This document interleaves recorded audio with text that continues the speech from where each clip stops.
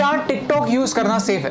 कुछ ही दिनों पहले TikTok crossed 1 billion downloads world wide. इसका मतलब है कि 1/7 of the world population is using TikTok. इस ऐप पर किस टाइप का कंटेंट होता है, वो क्या सोशल मैसेज देता है, वो अच्छा है या नहीं, ये सब बात की बात है। Right now I want to share with you something very dangerous that I discovered about TikTok. You think that I am making sense? इस वीडियो को शेयर जरूर कीजिए क्योंकि इस वीडियो से किसी ना किसी को हेल्प हो सकती है। आज एक्चुअली मैं बहुत एडवेंचरस फील कर रहा था तो मैंने टिकटॉक डाउनलोड किया और मुझे एक काफी अजीब चीज रियलाइज हुई। यू सी, जब आप कोई वीडियो रिकॉर्ड करने की कोशिश करते हैं तब टिकटॉक आपसे आपकी कैमरा की, ऑडियो रिकॉर्ड करने की और SD कार्ड एक्सेस करने की परमिशन मांगता है। ये सारे परमिशंस मांगना बहुत सारे ऐप्स में कॉमन होता है, लेकिन प्रॉब्लम उस चीज की है जिसकी परमिशन टिकटॉक आपसे मांगता नहीं है लेकिन फिर भी डेटा आपसे चुराता है। That's your location.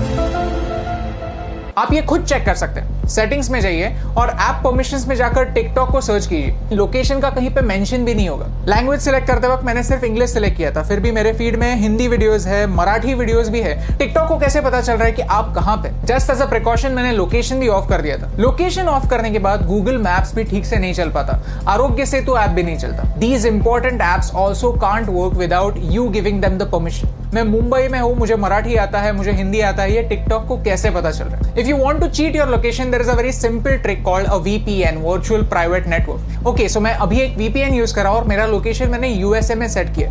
On YouTube all the ads that I am getting over here are from the US। So मैंने YouTube को ट्रिक कर दिया। एज यू कैन सी मेरा हॉटस्टार नहीं चल रहा है और मजे की बात यह है कि अगर मैं टिकटॉक पे जाता हूं तो I can see all the same videos. So how is TikTok doing it? I found the answer. TikTok is using the data from your SIM card. जो सारा इंफॉर्मेशन जा रहा है वो मेरे सिम कार्ड से जा रहा है। क्या आपको समझ रहा है कि ये कितना डेंजरस है, कितना सिनिस्टर है? सीधे सिम कार्ड से आपकी रीजनल इंफॉर्मेशन लेना, डोंट यू थिंक एक वीडियो शेयरिंग ऐप के लिए ओवरकिल है, अननेसेसरी है? And the worst part is इसके बारे में कोई वार्निंग नहीं है। द ऐप जस्ट सेज कि we will automatically collect it, that's it. ये डिस्कवर करने के बाद मैंने टिकटॉक की प्राइवेसी पॉलिसी कंप्लीटली पढ़ी और उसमें मुझे कुछ ऑब्जेक्शनेबल पॉइंट्स दिखे। If you link any social media account to TikTok then TikTok वहां की इंफॉर्मेशन यूज कर सकता है आपके बारे में जानने के लिए। टिकटॉक कंटेंट डिलीवरी के लिए HTTP सर्वर्स यूज करता है, HTTPS नहीं, सिक्योर सर्वर्स नहीं। तो ये सर्वर्स हैक हो सकता है। इस वीडियो में किसी ने डेमोन्स्ट्रेट किया है कि कैसे ऑफिशियल अकाउंट से एक गलत मैसेज फॉरवर्ड हो सकता है। आपका अकाउंट डिलीट होने के बाद भी टिकटॉक जब तक चाहे आपका डेटा उनके सर्वर्स में रख सकता है। और मेरा टिकटॉक के साथ सबसे बड़ा प्रॉब्लम है आर्टिफिशियल इंटेलिजेंस। कि ByteDance जो टिकटॉक की पेरेंट कंपनी है वो एक आर्टिफिशियल इंटेलिजेंस कंपनी है। उनका प्रोडक्ट कंटेंट क्रिएशन का प्लेटफॉर्म नहीं है, उनका प्रोडक्ट है algorithm. You see, China wants to be a superpower in AI by 2030. Computer की भाषा क्या होती है? Zeros and ones, binary। और वही टिकटॉक आपको करने के लिए बोलता है। Whenever you are watching a video on TikTok, you are taking a survey, you are feeding information to the computer, telling them what you like, what you don't like, what you agree with and what you don't agree with, and all of this information is going to China. आपको क्या लगता है, क्या ये सही हो रहा है? Tell me in the comments below. In social media, artificial intelligence changes the game completely.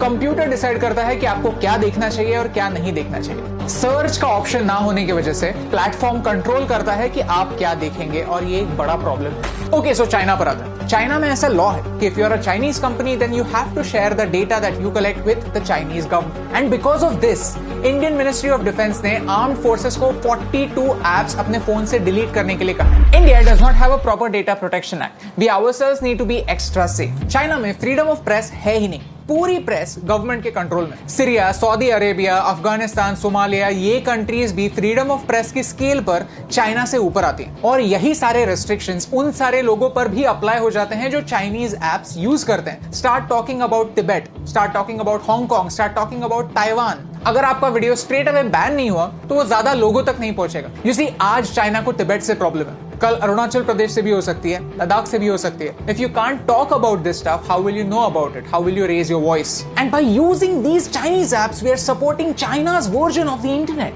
Privacy on the internet is a myth.